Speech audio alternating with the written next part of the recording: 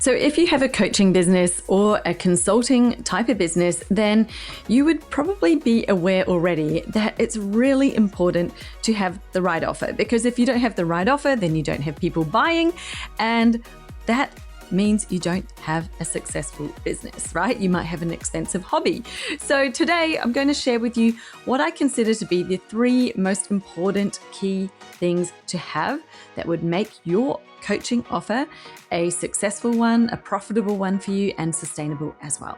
Stay tuned, it's coming right up. Hello, I'm your host, Jessica Osborne.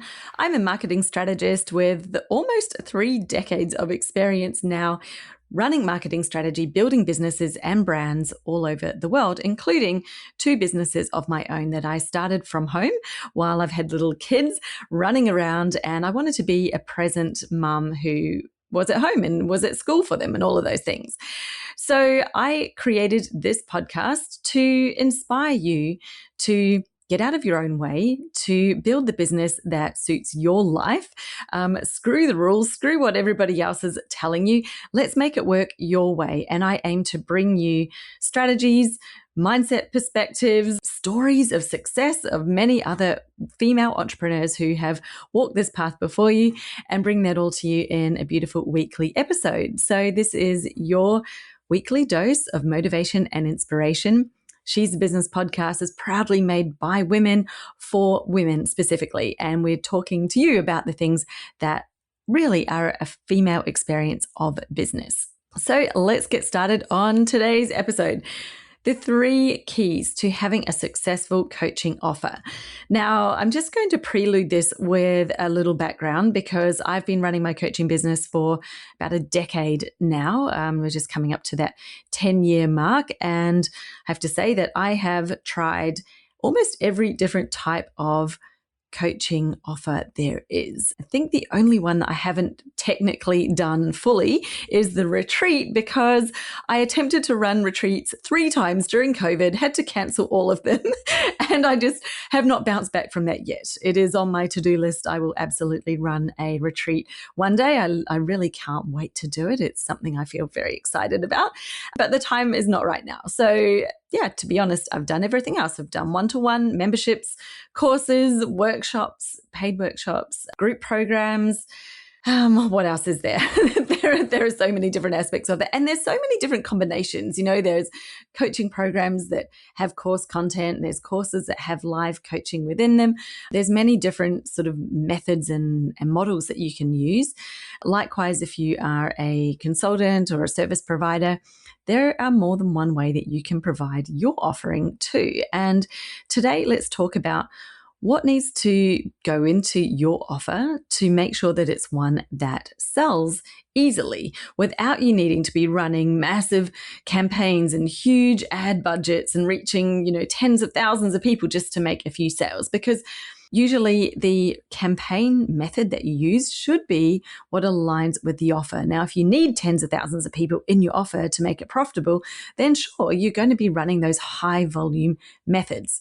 But most of the women that I've ever worked with in this whole decade of coaching women on their businesses, most people are not running these high volume businesses. They are predominantly working one-to-one or have a high touch group that is of, limited seats, which means that you don't need these huge audiences of thousands and thousands of people in order to make the sales. So what is the thing actually stopping it? Well, it comes down to the offer. So let me break down for you the 3 most important aspects that really set your offer apart and in a place where it's profitable for you and it's sustainable for you to run your business and actually grow and scale this thing to wherever you would like to scale. I know I get people who say to me, but Jess, I don't want a huge business. I don't want to scale it. I'm like, by scaling, I mean scale the revenue, earn more profit. Who doesn't want to do that? I don't know anyone who's sitting around saying, oh no, I really only want to have,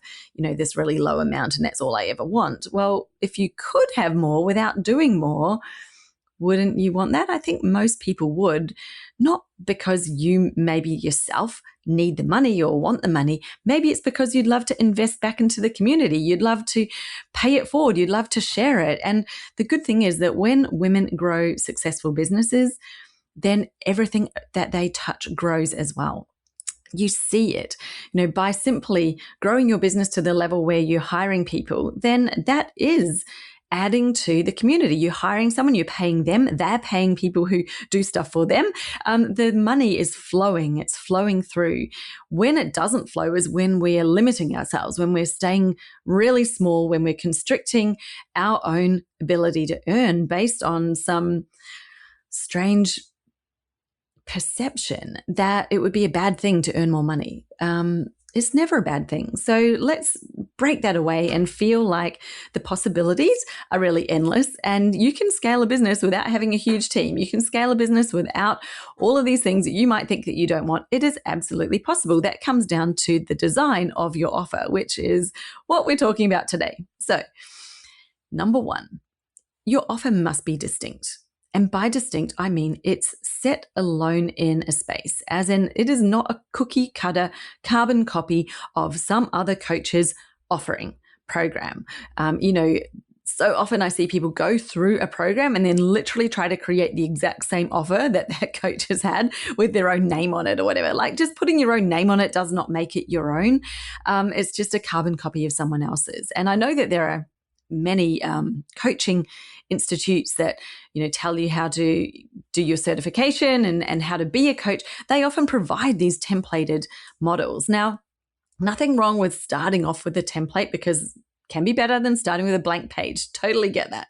That's fine. But the thing is that it shouldn't be the actual constriction that you put on yourself, that you must follow this specific formula. Because what if it doesn't suit your exact audience? What if it doesn't suit the transformation that you bring about?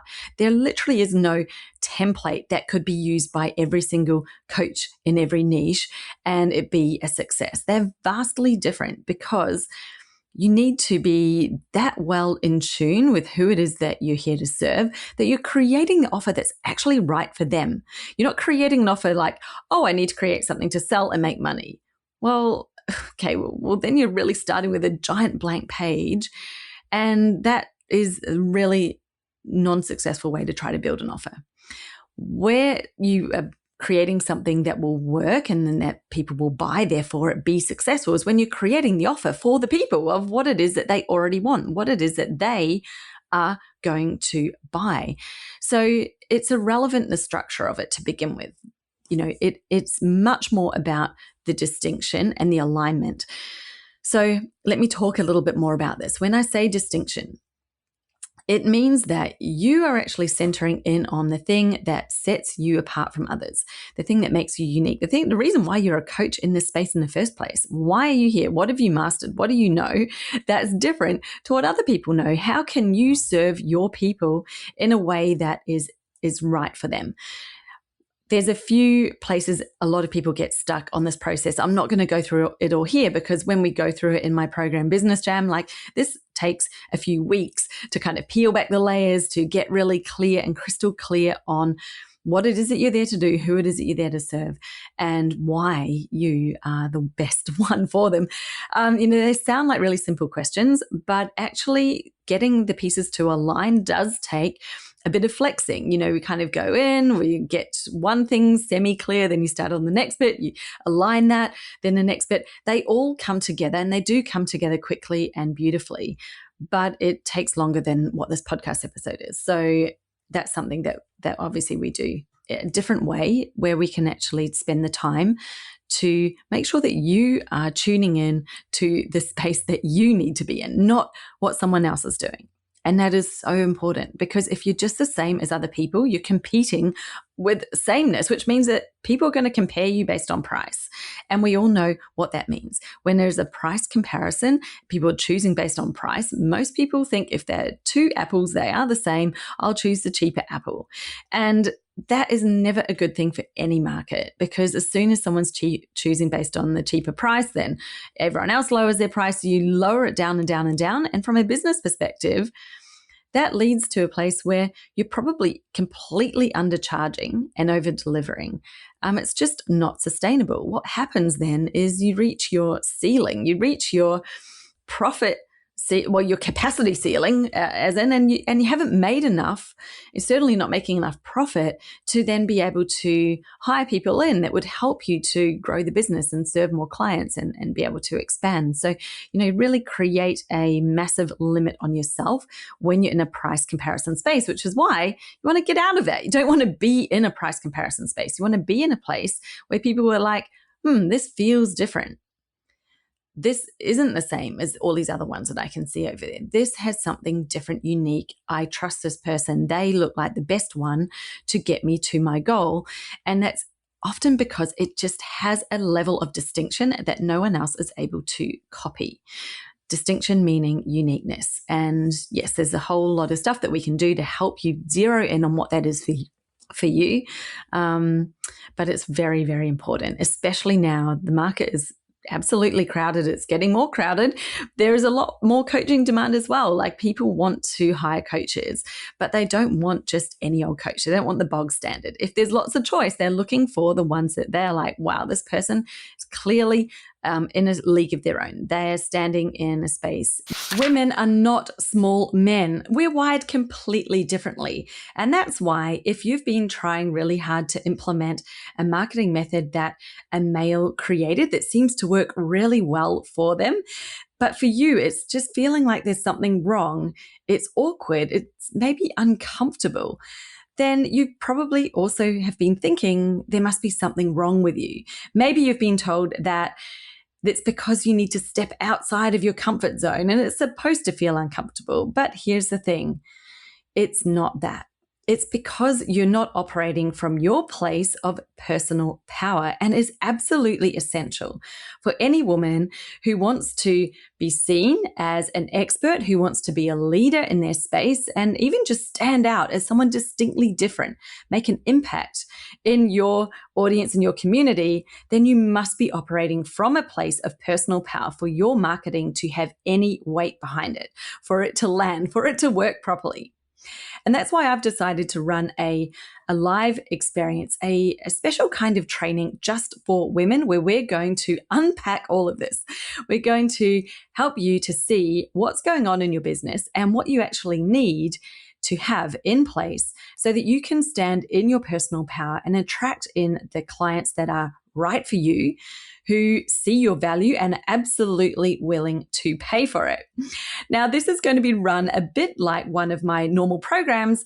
The only difference is that it's at no cost to you. So when you sign up for Master Your Marketing, you're going to get a login to my client portal, and that's where this entire training experience is going to happen over the space of a couple of different sessions. And it's kicking off at the end of June. Make sure that you get in there right now, nab your spot, so that you're ready for the very first session that will be coming out on the 25th of June. Head to jessicaosborne.com/MYM, which stands for Master Your Marketing, to get access to this right now. And I'll look forward to seeing you in there. Now, let's get back to our episode for today. Now, you don't have to be the number one coach in the whole world to be the one standing in the league of your own. This is where the distinction, the differentiation comes in. By creating differentiation, something that you can be an expert in, that you have distinction around, that sets you apart. And it can happen if you have a brand new coaching business. It can happen if you've got a 20-year-old coaching business, if you've been doing this for ages and ages, and then you're feeling like, oh, I'm just stuck at this plateau, not going anywhere. You can do it too. Like, it can happen at any point in your journey. Often people give it a go first, being the sort of generic broad type, and then they realize, oh, this is actually really hard. And, you're chasing lots of leads that don't convert and people ghosting you. And, you get people on calls who are just like half in, half not in. They're not sure. They want to talk to 10 other people before they make a decision. Well, that shows you that there is no distinction right now. They're just seeing you as one of many choices. So you can avoid that. You can have calls where people get on the call and they're like, I've seen your stuff, I've been listening to you or following you, and they're literally just wanting to know the next steps. They're already sold. They already want to work with you before they get on the call. That's what that level of distinction actually creates. So really, really important. Cannot stress this enough. It's why I focus so much of my teaching on it, because honestly, when people nail this first piece, they actually get that level of distinction. They start to have their ideal clients popping into their inbox, like booking calls with them, signing up, reaching out. And they're like, whoa, where did this come from? I'm like, it's because you're clear. Like, you finally got that space. And, you know, whether you want to call it the universe or not, but the universe is responding to your level of clarity, your conviction, your confidence in where you stand. And I've got so many stories. I don't have the time to share them all with you now, but you can read them on my website if you'd like. So number 2, the second thing that you need for your offer to be really successful for you and your business is a really good balance between the value and the price. The value is not the price is not the value. It has to be balanced. And what that means is there's a perception of the value for the price, but that doesn't mean that you need to be undercharging, as I've mentioned before. Not great for any business to undercharge because it leads you nowhere. You don't want to be overcharging either, because, you know, that becomes really obvious when you start going into the delivery and people get very, you know, they feel dissatisfied. They're like, oh, I've paid a lot of money for this and this is all it is. That's not great either. So there needs to be an absolute balance that has happened between these two things, the perception of value and what the price is. Price is so important. It does create the perception of the value in the first place. And that helps you attract the right people in. You actually want people who are going to value what it is that you're offering. You don't want people who, you know, are half in, not committed, or who are doing this just because it's the cheapest one. You will find that those tend to be the hardest clients to help because they're only doing it because it's cheapest. You want people who are really in there because they see the value of the outcome. They know what it's worth to them and they're here for it. So where pricing, gosh, again, this is another huge aspect that we spend a lot of time on when I'm working with you inside Business Jam. But there is a price point for every offer that is unique and different. And there's lots of different tools that we use in order to figure out what that is for you. Now, of course, there's, you know, crunching the numbers, there's other parts of it, there's looking at inclusions, looking at the outcome, all of these things that we do that end up pointing to a number that is the right fit. And what that means is it's a good deal for your client. They're thinking, this is amazing, I'm in 100%, right? Because that makes it a saleable offer. That makes it something people will want to have. The other point is that it's actually a good deal for you as well, right? You must have a good deal on both sides. If it's only a win for the client and not for you, it is not a win-win. This is not a great offer. And, you know, we said before, that usually means you're undercharging. So many women undercharge. They feel awkward. They don't know how to value their stuff. They don't know how to price it at a rate that is, you know, commensurate with the real value. And by this, you know, there's a lot of talk out there. I listen to some coaches saying, you know, you stack on loads more value and then, you know, so it looks like they're getting a really good deal. It looks like it's underpriced. But this brings me to the third point, and that is about the experience someone has. You never want to be stacking so much value on your offers, added value, that's actually not necessary, because the more things you add in that they think they're getting as part of the deal that's making it that value, for one, it's really detracting away from the perception of value of the real work that they're there to do, like your actual core program. But it's also adding what I've noticed and seen, and yes, I've made this mistake myself, it adds stress. People get really stressed because they're like, oh, there's all these extra things and I don't have time to do them. And they're sitting there and now I'm not getting the value that I paid for. And so they actually end up more dissatisfied than satisfied, even though you've given them more stuff than what was even required, even though you've been so overly generous. So there is a really fine balance to make when you're looking at inclusions, when you're looking at things like bonuses. And I have a few rules around that to make sure that you're giving them enough that absolutely they're going to get the outcome and that it's helping them to say yes to your offer, but not too much that it's going to lead to dissatisfaction or overworking on your part, because those two things are really bad for business. Dissatisfaction, if they are not satisfied, That leads to refund requests. It leads to cancellations. The number one reason people cancel, programs where it's more like a membership style coaching program is literally overwhelm. They're just like, there's so much. I'm lost. I don't even know where to start. I'm not getting value from it. They cancel because there's too much, not that there's not enough. Most people will overstuff. They will over deliver. Yes, I have done it. And even though I know this, I still will have that moment where my, intuition, that automatic need to, I guess to give and to, I want to make sure people really love it. It can cause me to feel like I need to add more stuff in, when actually, if I look at it from a client's point of view, I'm like, I want to get to the outcome in the fastest, simplest way. I don't want 10 extra steps. I don't want all these other things. If they're not going to help me get there, I don't want to do them. That's just a distraction, especially because, I have limited time. I've got limited time that I want to spend on doing the business. So that is super important. That's the 3. That's what I've got for you today. Hope you tune in again next week. Got an amazing episode coming up with a really incredible woman. She is actually local to me. We had an amazing chat and can't wait to share all of her knowledge with you. So I'll see you next week, and tune in. Let me know. Post on Instagram, tag me in your stories if you found this episode useful. And also, before you go right now, if you want to know more about this, I'm actually hosting a training. It's called Master Your Marketing. It is where I'm going to break down for you a lot more about what I talked about today. So we're going to get into what these things look like. What do you need to have? How do you actually create that sort of positioning that sets you apart, builds demand, makes you really distinctive. That is going to get explained in far more detail. So if you're up for that, then head over to my website right now and register for Master Your Marketing. There's going to be, this is going to be something that stays around as well. So I am going to be in there doing live content. There will be recordings, but there will be consistent live content. So even if you've listened to this episode and it's now, months down the track from when it was published, it is still valuable for you to register for Master Your Marketing, because I'm going to be doing live content in there regularly. Plan is to be doing it once a month. So come and join me in there, and we will be addressing all of these things in much greater detail. Best thing is, it's actually free. Costs you nothing. So why wouldn't you want to do it? Love it. All right, guys, I will see you next week. Ciao. Have a good one. Bye. Sign up for Master Your Marketing, and I will see you in there. Super exciting. I look forward to it.